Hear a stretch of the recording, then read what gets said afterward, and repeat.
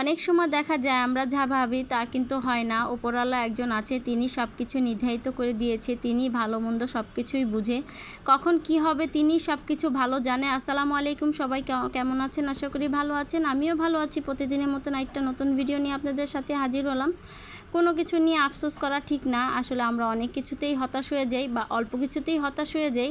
আসলে তিনি সব কিছু ভালো মন্দ সব কিছুই বুঝে। তিনি সব কিছুই আগে কিন্তু নির্ধারিত করে রেখেছে কি হবে না হবে। আসলে আজকে আমার মনটা একটু খারাপ, কারণ আব্বু আজকে সকাল থেকেই হয়তো বাসায়, শুক্রবার যেহেতু দুদিন ধরেই বাসায়, কারণ ওনার শরীরটা একটু ভালো না। তো গতকালকে আমি ওনার কাছে বলেছিলাম, আব্বু আমি মহব্বতের শরবত খাবো, তো আমার জন্য কিনে নিয়ে আসো। তো উনি বলতেছে যে না কিনে, মানে আমাকে বলে নাই কিছু, তো আমাকে বলল যে হ্যাঁ কিনে নিয়ে আসবো নে। কিন্তু উনি যে আমাকে দুপুরবেলা যখন নামাজ পড়তে গিয়েছে তখন উনি আমার জন্য মানে তরমুজ আর দুধ এগুলি নিয়ে আসছে, মানে মহব্বতের শরবত বানানোর জন্য। তো বলতেছে তুমি কেন কিনে খাবে, আমি তোমাকে বানিয়ে খাওয়াবো।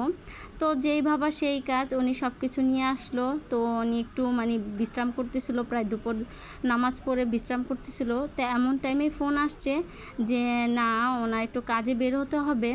আসলে আমরা যা নির্ধারিত করি তা কিন্তু হয় না। আমি মনে মনে ভেবেছি আব্বু হয়তো একটু আজকে শরবতটা বানিয়ে খাওয়াবে, ভালোই লাগবে, কারণ গত বছর কিন্তু উনি এই মহব্বত শরবতটা বানিয়েছিল। আর আমার গত বছর যেহেতু পেজ ছিল না, আমি কারোর সাথে শেয়ার করতে পারিনি।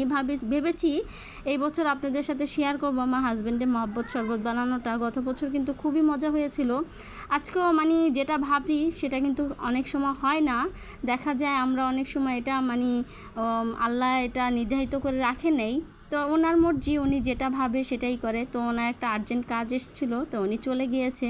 তো মনটা ভীষণ খারাপ। যাই হোক, এখানে এই তো পটল দিয়ে আজকে রুই মাছ রান্না করলাম। এটা আমার হাজব্যান্ডের খুবই ফেভারিট একটা খাবার, মানে সবজির ভিতরে। আর যেহেতু রোজা মানে মাস, মানে আমার তো রোজা রেখে অনেক কিছুই খেতে ইচ্ছা করে। ভাবলাম যে একটু ফ্রোজিং করা মানে মিষ্টি কুমড়া ছিল, এটা আজকে রান্না করে একটু এরকম করে মানে গলে গিয়েছে, যেহেতু সিদ্ধ করা ছিল তাই একটু হালকা পাতলাভাবে একটু রান্না করে কষিয়ে গলি এই তো ধনিয়া পাতা দিয়ে দিয়েছি। আর এই তো হয়ে গিয়েছে। এই প্রথমবারের মতন মনে হয় তরমুজটা আনছে মানে এই বছরেই। তো এই তরমুজটা আনার সাথে সাথেই তার ছেলেদেরকে অর্ধেক কাটিয়ে মানে কেটে খাইয়েছে উনি নিজ হাতেই। তো উনি নাই, ভাবলাম যে উনি কাটবে সব কিছু, আমি একটু ভিডিও করব, কিন্তু আফসোস আর হলো না। তো আমারই কাটতে হলো, উনি চলে গিয়েছে ওনার আর্জেন্ট কাজে, ওইখানেই ইফতারি করবে।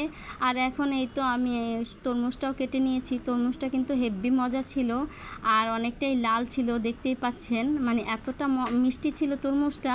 যাই হোক, অনেকগুলো মানে আজকে ইফতার বানিয়েছি, যেহেতু আব্বু বাসায় থাকবে। তো যখন হাজব্যান্ড বা সবাই কিন্তু বাসায় থাকে, ভালোই লাগে ইফতারের আয়োজন করতে বা একটা আনন্দ সহকারে ইফতার বানাতে, যে না হাজব্যান্ড বাসায় আছে, তাকে একটু মন ভরিয়ে খাওয়াবো, একটু স্পেশালভাবে খাওয়াবো, কিন্তু তা তো হইল না। যাই হোক, আরেক দিন হবে ইনশাল্লাহ। মন খারাপ করে লাভ নেই, কিছু করার নেই, কাজ তো কাজ করতেই হবে। আর এখানে এই তো আমি বেগুনিটা মানে আলুর চপটা বানিয়ে নিয়েছি, মানে কিভাবে তোতলামি করতেছি দেখুন। যাই হোক, রোজা রেখে মানে এখন ইফতারি করে এই তো বয়সটা দিতে বসছি। আর এই তো এখন পেঁয়াজিটাও বানিয়ে নিচ্ছি। আসলে রোজার মাসে তো একটু মানে খারাপ লাগেই, শরীরের দিক দিয়ে অনেকটাই ধকল যায়, তো ক্লান্তি একটু লাগেই। একটু উল্টাপাল্টা কথা বললে মাইন্ড করবেন না, একটু ইগনোর করে দেখে নেবেন। আর এই তো এখন আমি পেঁয়াজিটাও বানিয়ে ফেললাম। এখন এই তো বুটটাও দিয়ে দিয়েছি। আমি কিন্তু এভাবেই সবসময় রান্না করি। এই তো একটু বুটটা দিয়ে ভালো করে মানে সব কিছু একসাথে নিয়ে, হলদি মরিচ সব কিছু একসাথে নিয়ে এই তো আমি এখন একটু ভালোভাবে তেলের ভিতরে নাড়াচাড়া দিয়ে পানি দিয়ে আমি বুটটা রান্না করে ফেলবো। আমি সবসময় এভাবেই রান্না করি, আর খেতে কিন্তু খুবই মজা হয়, একটু ভালো করে কষিয়ে নিই। যাই হোক, এই তো আমি এখন ইফতারিটা বানিয়ে নিচ্ছি। এখন এই তো আজান দিয়ে দিবে।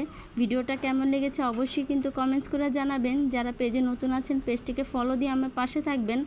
আর এই তো এখন আমি আর আমার ছোটো বোন মিলে ইফতার করে নিব। অনেকটাই খারাপ লাগতেছে, আব্বুর জন্য মিস করতেছি। যাই হোক, এই তো ইফতারিটা করে এখন তরমুজটাও খেয়ে নিব। ছোটো বোনকে লেবু বেছে দিচ্ছি, ও লেবু ছাড়া মানে ইফতারি করতে চায় না। তরমুজটা খেয়ে নিলাম, মিষ্টি অনেকটাই মিষ্টি ছিল তরমুজটা। ভিডিওটা আজকে এই পর্যন্ত। সবাইকে আসসালামু আলাইকুম।